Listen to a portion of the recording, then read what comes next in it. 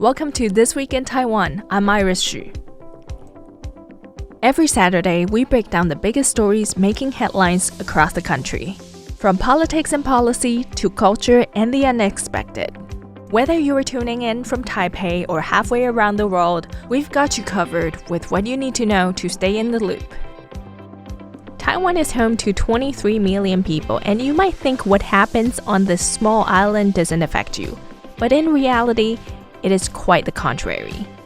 From geopolitics to global supply chains, Taiwan is more connected to your life than you might expect. So let's get into this week's news and see just how interconnected we really are.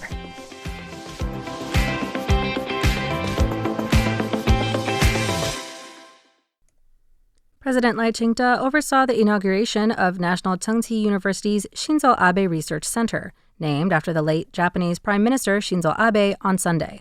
Alongside Akio Abe and other relevant officials, Lai recalled Abe as a true friend to Taiwan and a key player in laying the groundwork for the peaceful state of the Indo-Pacific region and its many alliances today. In a speech at the event, Lai noted that Abe remained a stalwart supporter of Taiwan during his lifetime. From promoting assistance after the 2018 Hualien earthquake to assisting Japan's donation of more than 4 million COVID-19 vaccines, Lai said Abe always demonstrated his sincere friendship. The president also recalled Abe's elevation of Taiwan's security to a shared Japan-U.S. alliance issue, saying, Former Prime Minister Shinzo Abe took note when Taiwan faced threats from China. He clearly stated that Taiwan's problems were Japan's problems, as well as a problem for the Japan-U.S. alliance. While the Taiwan-Japan relationship is inherently deep, Abe's tireless efforts cemented it into what it is today. A resilient island chain to face natural disasters, a technological island chain to face China's red supply chain, a democratic island chain to face China's military threats. With heartfelt gratitude, we thank Mr. Shinzo Abe. Taiwan has Abe's foresight to thank for the peace it now enjoys, the president continued, noting that Abe was the pioneer for the free and open Indo-Pacific region strategy that the U.S. and other countries eventually adopted. This laid the foundation for the U.S., Japan, India, Australia Quad, a key partnership in curbing China's expansion in the region. Akio Abe also spoke, noting that September 21st was not only the debut of the Shinzo Abe Research Center, but also her late husband's birthday and International Peace Day. She also said Abe placed great importance on Taiwan-Japan relations during his tenure as a Diet member, especially taking to heart the words of former Taiwanese President Lee Dong-hui that one must not only pursue ideals, but also face reality to advance politics.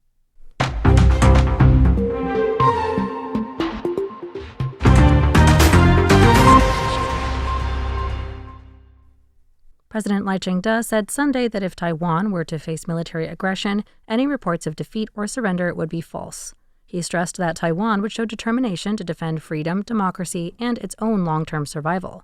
His remarks came as the Presidential Office's Whole of Society Defense Resilience Committee marked its first anniversary with an international forum in Taipei on Saturday.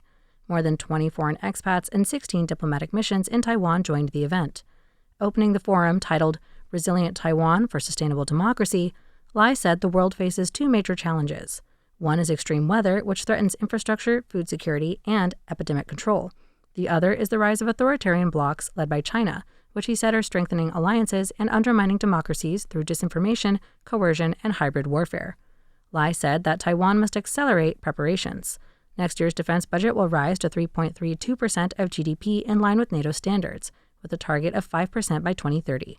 Since the committee's first meeting last September, the government has launched measures such as city-level resilience drills conducted alongside the Hangguang military exercises. He also highlighted the Defense Ministry's newly released handbook, In Case of Crisis, Taiwan's National Public Safety Guide, which provides practical advice on evacuation, preparedness, and crisis response. If Taiwan is subjected to military aggression, any information about the nation's defeat or the government declaring surrender will be false. As Commander-in-Chief of the Republic of China Armed Forces, I want to tell the people and the international community that this is Taiwan's position. We are determined to defend freedom and democracy and to ensure Taiwan's long-term survival. Lai added that in challenging times, friends are indispensable, and cooperation among like-minded countries is vital. He thanked the international guests and representatives of foreign missions for attending, saying their presence gives Taiwan greater confidence.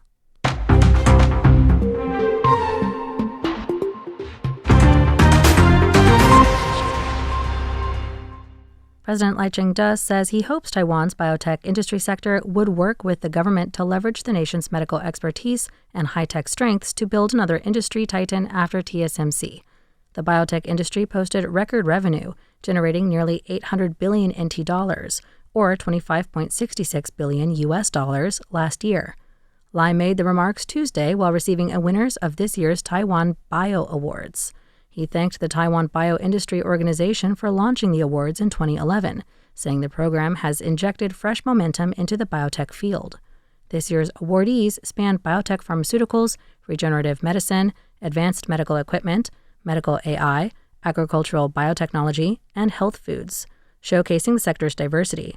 Lai noted the industry generated 775.4 billion NT dollars, or 25.66 billion US dollars in revenue last year, a historic high, and pledged that the government will continue improving policies and regulations to foster a more competitive business environment. I hope the leaders of the industry can work closely with the government to jointly leverage Taiwan's medical strengths and high-tech advantages, driving steady growth of the biotech sector and building another sacred mountain protecting the nation. We also hope that in the near future, output will reach the trillion NT dollar level. He acknowledged that the sector has faced pressures in recent years from the pandemic and new U.S. tariff policies.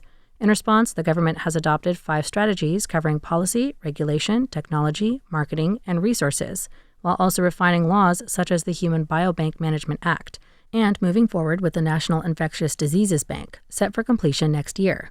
As a former physician, Lai said he understands the challenges facing Taiwan's healthcare sector. He noted that the National Development Fund will invest billions of NT dollars into smart healthcare startups, and urged the industry to keep innovating in partnership with the government to improve public health and strengthen the nation.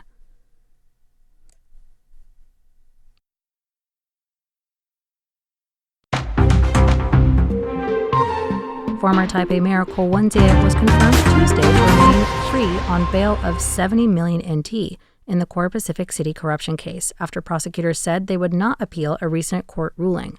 Taipei prosecutors said they respected the district court's decision in line with the principle of promoting litigation. Ko, a former chairman of the Taiwan People's Party, and Taipei City Councilor Ying Xiaowei of the Kuomintang KMT were detained and barred from visitation for 1 year. Both were released on September 5th on bail of 70 million NT and 30 million NT respectively. Prosecutors later appealed, citing Ko's contact with witnesses against court orders, but the Taiwan High Court sent the case back for reconsideration. The district court upheld the bail ruling on September 15th. The prosecutor's office noted the court had clarified restrictions on banning contact, harassment, or intimidation of co-defendants and witnesses. The court also required electronic monitoring and phone surveillance as part of bail conditions. While prosecutors expressed doubts about enforcement, they said that they would focus on arguments during trial and would not extend the appeal period, which ends on Thursday. Taipei prosecutors reiterated that Ko and Ying face serious corruption charges under the Anti-Corruption Act. They warned against political claims that the case involved coercion, calling such statements misleading attempts to sway public opinion. Prosecutors said they will continue monitoring compliance with bail restrictions and will request renewed detention if violations are found.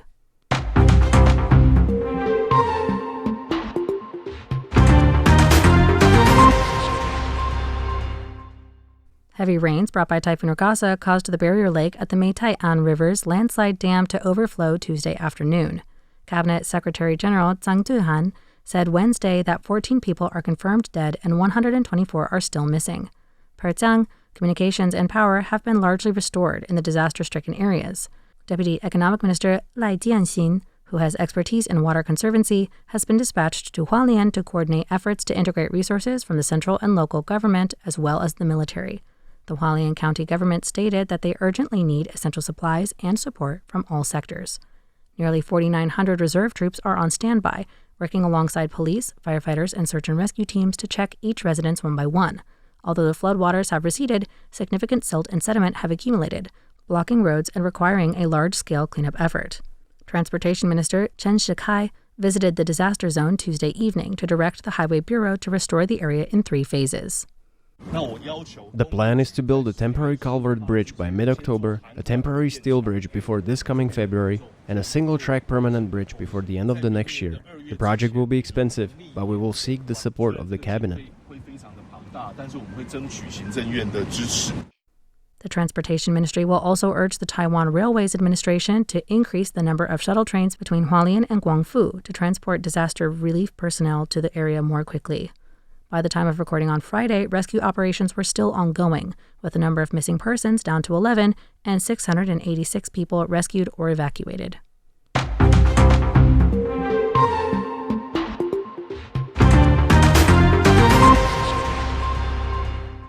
The United States Customs and Border Protection, or CBP, issued a without release order, or WRO, on bicycles, parts, and accessories manufactured by Taiwanese company Giant Manufacturing Company on Wednesday local time.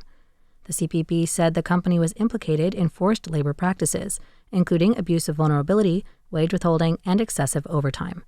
In a statement Thursday, Giant said CBP had never visited its factories or contacted the company in recent years, and had issued the order based merely on suspicion, which it called very unfair. The company said it has filed a petition with CBP to have the order revoked, while also activating contingency plans.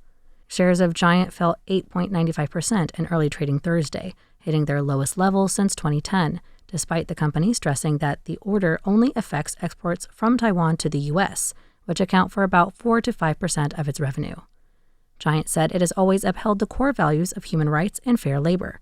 It noted that in January of 2025, it implemented a zero recruitment fee policy, under which the company pays all recruitment brokerage and government fees for newly hired foreign workers. Dormitory renovations were completed in late 2024 to provide safer and more comfortable living conditions. Asked at a press briefing whether the case represented a new U.S. trade sanction tactic, Taiwan Institute of Economic Research Director Zhang Jianyi said it appeared to be an individual case. He added that other companies should take the opportunity to review their own labor practices. And that's it for This Week in Taiwan. My name is Amanda Stevens, filling in for Iris Hsu. If you want to know more about what's going on in Taiwan, visit our website at rti.org.tw/en. Until next time.